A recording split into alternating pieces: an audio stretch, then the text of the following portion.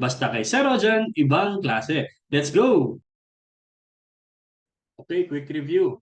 Ano ang pinagkaiba ng absorption at variable costing? Ang absorption costing, sinasama niya lahat ng manufacturing costs, mapa-variable at fixed bilang product costs.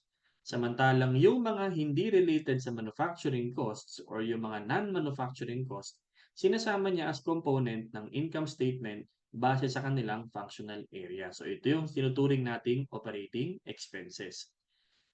On the other hand, ang variable costing, sinasama niya lang lahat ng variable cost na related sa production.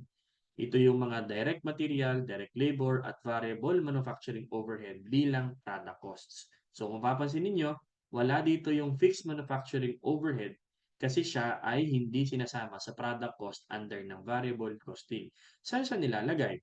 Nasa income statement pa din siya, pero siya ay presented according to cost behavior. Kasama siyang pine-present ng mga fixed non-manufacturing. So, buo siyang mina-minus.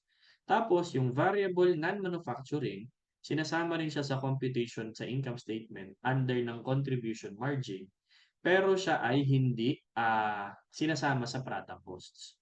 Okay, so yung non-manufacturing cost na variable, sinasama siya for computation of contribution margin, tapos yung fixed non-manufacturing at yung fixed manufacturing, magkasama siyang sinasama sa fixed expenses, tapos minaminus mo siya ng buo. Okay, under sa income statement. So, ulitin natin. Ano pinagkaiba ng absorption at variable costing? Ngayon, alam mo na. Ingat ka palagi. Bye-bye!